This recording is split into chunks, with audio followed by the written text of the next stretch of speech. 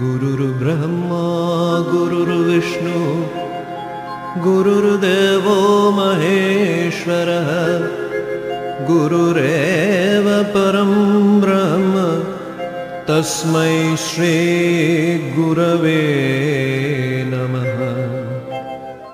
আজি प्रथम खंडर ৬৬ নম্বৰ অধ্যায় পৃষ্ঠা নম্বৰ ১৯৮ পৰা ২০২ শ্লোক ৪৩২ পৰা ৪৪৯। জয় শ্ৰী গুৰু ভাগৱত। ডক্টৰ চন্দ্ৰভানু সৎপথী ডাঙৰীয়াৰ দ্বাৰা ৰচিত আৰু শ্ৰী অঞ্জন শৰ্মা ডাঙৰীয়াৰ দ্বাৰা অনুবাদ শ্ৰী গুৰু ভাগৱত। আজি আমি শ্ৰী গুৰুৰ অংকিত সন্তানৰ বিষয়ে জানো আহক। বহু প্ৰকাৰৰ ভকত শ্ৰী গুৰুৰ সৈতে জড়িত। ভক্ত তথা সুভক্তগণ শ্ৰেষ্ঠ অংকিত সন্তান। শ্ৰী গুৰুৰ কাষলৈ বিভিন্ন প্ৰকাৰৰ ভক্ত আহে আৰু শ্ৰী গুৰুৰ সৈতে জড়িত হৈ পৰে।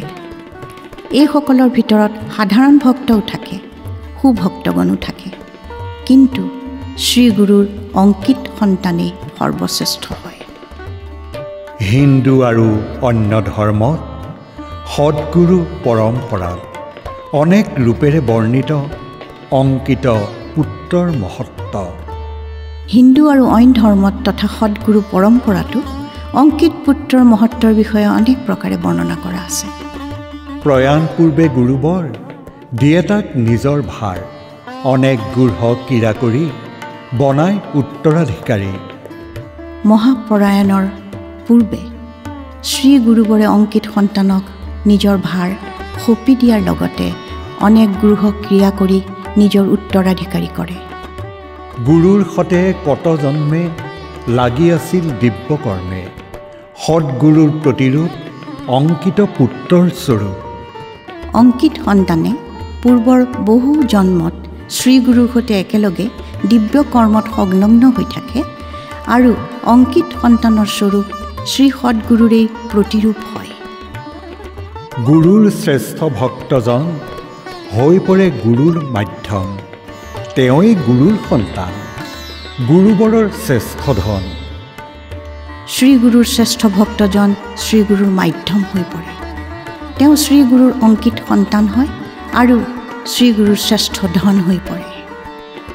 তেনে ভক্তৰ কৃপা হ'লে শ্ৰীগুৰুৰ দৰ্শন মিলে, প্ৰাৰ্থনা কৰে ভক্তগণ শ্ৰীগুৰুৱে দিয়ে দৰ্শন।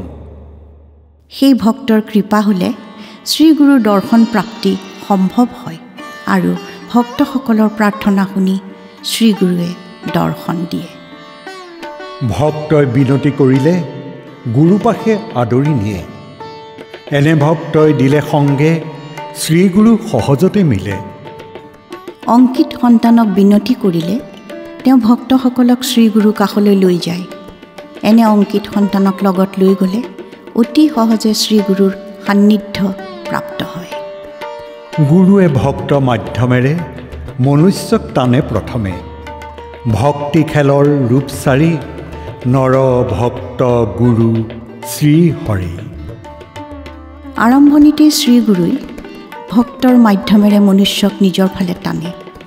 ভক্তি খেলৰ 4টা চৰিত্ৰ থাকে, নৰ, ভক্ত, গুৰু আৰু হৰি। ভক্ত শ্ৰী গুৰুৰ প্ৰতীক, গুৰুবৰৰ সহায়ক, তেনে ভক্তৰ আছে বুজ শ্ৰীগুৰুৰ কেনে মেজাজ। এনে ভক্ত শ্ৰীগুৰুৰ প্ৰতীক আৰু সহায়ক হয়, তথা এনে ভক্তইহে শ্ৰীগুৰুক সহজে বুজিব পাৰে। গুৰুৰ অংকিত সন্তান সত্য হয় তাৰ বচন, যি কয় তেওঁ অজানিতে সেয়া বাণী সত্য হৈ পৰে। শ্ৰীগুৰুৰ অংকিত সন্তানৰ বচন সত্য হয়, অজানিতেও যদি তেনে অংকিত সন্তানে কিবা কয় তেওঁৰ তেনে বাণী সত্য হৈ পৰে।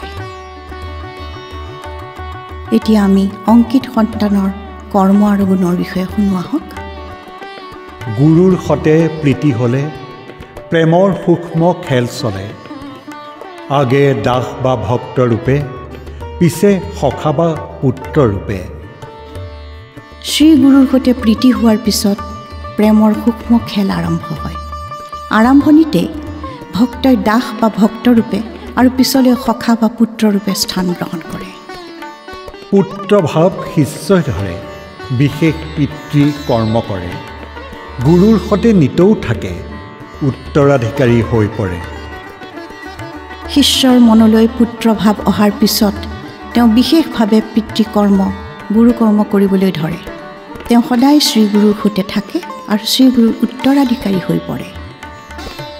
হিচাপ পাপ বা পুণ্যৰ, খাতাত লিখিত গুৰুৰ পাপ পুণ্যৰ পৰিণাম গুৰুৱে কৰিব বহন। তাৰ পিছত সেই শিষ্যৰ পাপ পুণ্যৰ হিচাপ শ্ৰীগুৰুৰ খাতাত লিপিবদ্ধ হয় আৰু তেওঁৰ পাপ পুণ্যৰ পৰিণাম শ্ৰীগুৰুৱে বহন কৰে। গুৰুৰ উপায় নাথাকে, শ্ৰীগুৰু বন্ধনত পৰে। ভক্ত প্ৰেমত নিতৌ মগ্ন, সম্বন্ধ হয় অবিচ্ছিন্ন।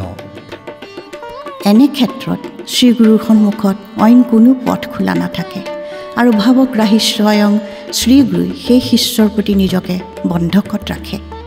এনেদৰে শ্ৰীগুৰুৰ মন সদায় ভক্তৰ সৈতে জড়িত হৈ পৰে আৰু দুয়োৰে সম্বন্ধ অবিচ্ছিন্ন হয়। অন্য গুৰুৰ ভক্তবোৰে জ্ঞানে অজ্ঞানে পাপ কৰে, কৰ্মফল ভুগি থাকে, দুখ যাতনা সহি থাকে। অন্য গুৰুৰ ভক্তসকলে জ্ঞানে অজ্ঞানে পাপ কৰি দুখ যাতনা সহ্য কৰি নিজৰ কৰ্মফল ভুগি থাকে। যদি ভক্ত নিজ ইচ্ছাৰে পাপত জড়িত হৈ পৰে, শ্ৰীগুৰু দৰ্শক হৈ পৰে, সৰ্বদাই ৰক্ষা নকৰে। যদি নিজৰ ইচ্ছাৰে ভক্তই পাপ কৰ্মত লিপ্ত হৈ পৰে, তেতিয়া শ্ৰীগুৰুৱে এজন দৰ্শকৰ দৰে তেওঁক লক্ষ্য কৰি থাকে আৰু কেতিয়াবাহে ৰক্ষা কৰে। গুৰুৱে টানিলে পৰ্দা, প্ৰকৃতিয়েও দিয়ে বাধা। ভক্তই ভোগে কৰ্মফল, জীৱনো হৈ পৰে জটিল। যেতিয়া শ্ৰীগুৰুই পৰ্দা টানি দিয়ে, তেতিয়া ভক্তই প্ৰকৃতিৰ পৰাও বাধা পায়।